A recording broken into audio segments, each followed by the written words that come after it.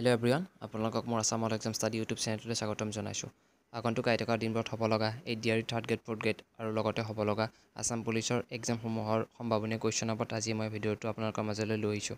ইয়াৰ পৰা আপোনালোকৰ এক্সামবিলাকত যথেষ্টখিনি সহায় হ'ব আৰু বিভিন্ন ধৰণৰ কুৱেশ্যন কমন থাকিব।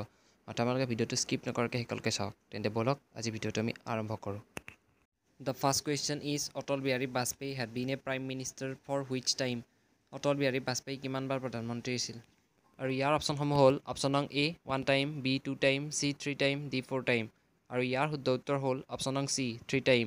অৰ্থাৎ অটল বিহাৰী বাজপেয়ী প্ৰধানমন্ত্ৰী আছিল 3 বাৰ। Next question, who was the first Muslim president of the Indian National Congress? ভাৰতীয় জাতীয় কংগ্ৰেছৰ প্ৰথম মুছলমান সভাপতি কোন আছিল?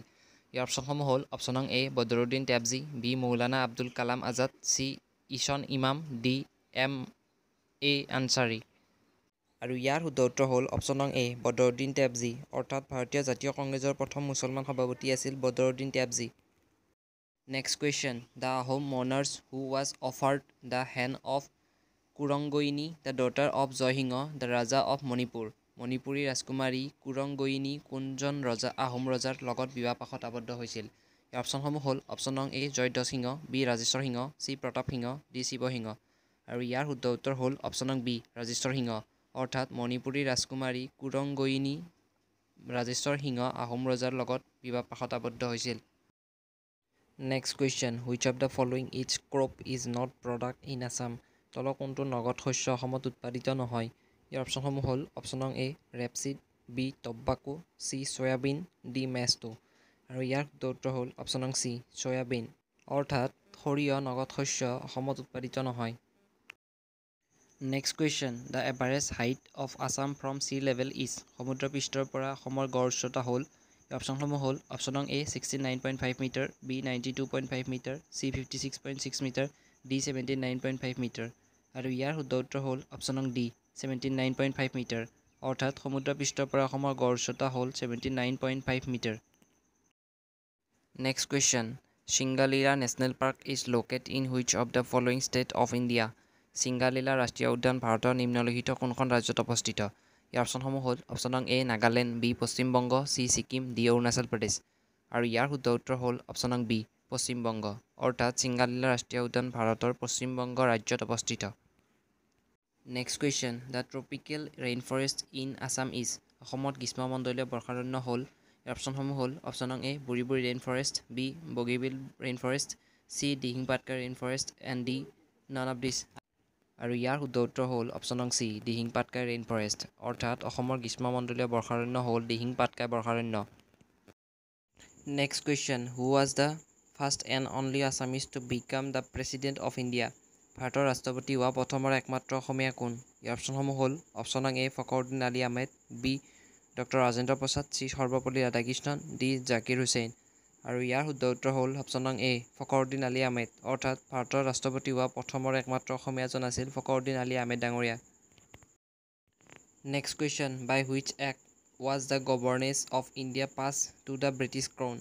কোনখন আইনৰ দ্বাৰা ভাৰতৰ শাসন ব্যৱস্থা ব্ৰিটিছ মুকুটলৈ গৃহীত হৈছিল?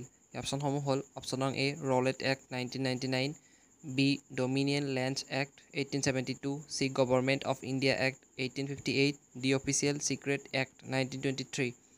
আৰু ইয়াৰ শুদ্ধ উত্তৰ হ'ল অপশ্যন নং C government of India act 1858। অৰ্থাৎ গভৰ্ণমেণ্ট অফ ইণ্ডিয়া 1858 চনৰ আইনখনৰ দ্বাৰা ভাৰতৰ শাসন ব্যৱস্থা ব্ৰিটিছ মুকুটলৈ গৃহীত হৈছিল। Next question, Bhawaiya is a folk music of which of the following community of Assam? Bhawaiya তলৰ কোনটো জনগোষ্ঠীৰ লোকসংগীত? ইয়াৰ অপশ্যনসমূহ হ'ল অপশ্যন নং A Tiwa লাংলুং, B Koch Rajbongshi, C Deori, D Ahom. আৰু ইয়াৰ শুদ্ধ উত্তৰ হ'ল অপশ্যন নং B কোচ ৰাজবংশী। অৰ্থাৎ ভবয়া কোচ ৰাজবংশী জনগোষ্ঠীৰ লোকৰ লোকসংগীত। Next question, who among the following has written the poetry anthology Alakananda? তলৰ কোনে অলকানন্দা কবিতা সংকলন ৰচনা কৰিছে? ইয়াৰ অপশ্যনসমূহ হ'ল অপশ্যন নং A Nalinibala Devi, B Nilmani Phukan, C Hiren Bhattacharya, D গোলাপদেৱ। আৰু ইয়াৰ শুদ্ধ উত্তৰ হ'ল অপশ্যন নং A নলিনীবালা দেৱী। অৰ্থাৎ অলকানন্দা কবিতা সংকলনখন ৰচনা কৰিছিল নলিনীবালা দেৱীয়ে। Next question, who was the first Indian to have entered the Indian civil service? ভাৰতীয় সামৰিক সেৱাত প্ৰৱেশ কৰা প্ৰথম ভাৰতীয় কোন আছিল? ইয়াৰ অপশ্যনসমূহ হ'ল অপশ্যন নং A Satyendranath Tagore, B C C Desai, C Surendranath Banerjee, D Subhash Chandra Bose. আৰু ইয়াৰ শুদ্ধ উত্তৰ হ'ল অপশ্যন নং এ সত্যেন্দ্ৰনাথ টেগোৰ অৰ্থাৎ ভাৰতীয় অসামৰিক সেৱাত প্ৰৱেশ কৰা প্ৰথম ভাৰতীয় আছিল Satyendranath Tagore. Next question Brajavali language is a mixture of Assamese language and which of the following language. Brajavali ভাষা অসমীয়া ভাষাৰ মিশ্ৰণ আৰু তলৰ কোনটো ভাষাৰ মিশ্ৰণ। ইয়াৰ অপশ্যনসমূহ হ'ল অপশ্যন নং A Maithili, B Bengali, C Hindi, D Oriya. আৰু ইয়াৰ শুদ্ধ উত্তৰ হ'ল অপশ্যন নং এ মৈথালী অৰ্থাৎ ব্ৰজাৱলী ভাষা অসমীয়া ভাষাৰ মিশ্ৰণ আৰু মৈথালী ভাষাৰ মিশ্ৰণ।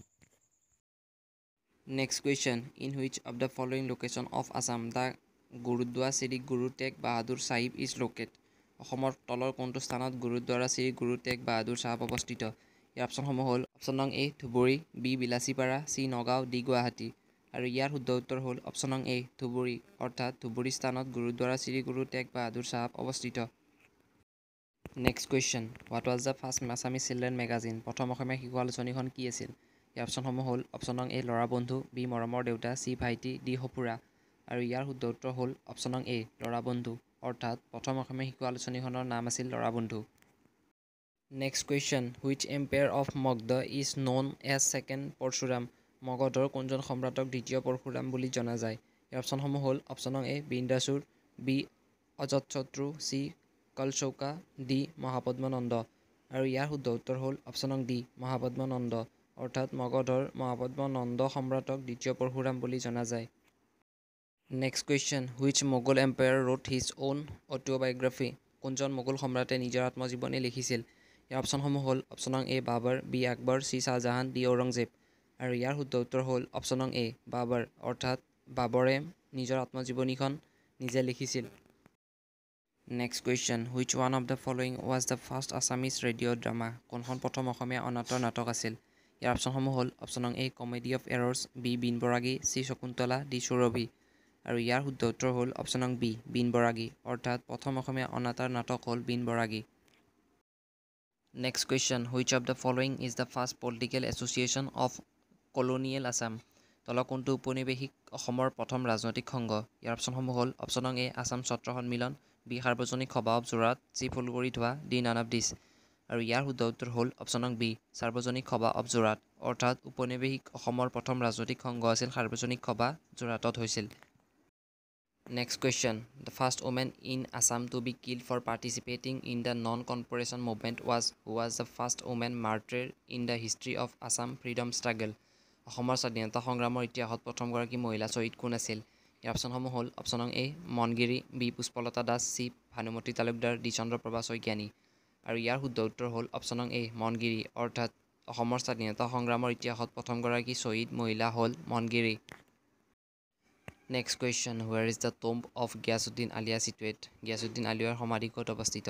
ইয়াৰ অপশ্যনসমূহ হ'ল অপশ্যন নং A Goalpara, B Guwahati, C Hajo, D Dhubri.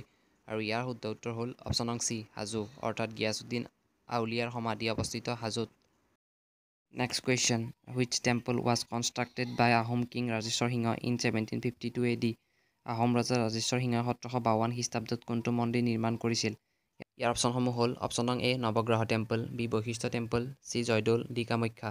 আৰু ইয়াৰ শুদ্ধ উত্তৰ হ'ল অপশ্যন নং এ নৱগ্ৰহ টেম্পল অৰ্থাৎ আহোম ৰজা ৰাজেশ্বৰ সিংহই 1752 খ্ৰীষ্টাব্দত নৱগ্ৰহ মন্দিৰটো নিৰ্মাণ কৰিছিল।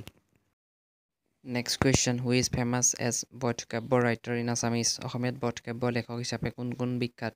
ইয়াৰ অপশ্যনসমূহ হ'ল অপশ্যন নং এ হেম সৰস্বতী, বি শংকৰদেৱ, চি অনন্ত কণ্ডলী, ডি ৰাম সৰস্বতী।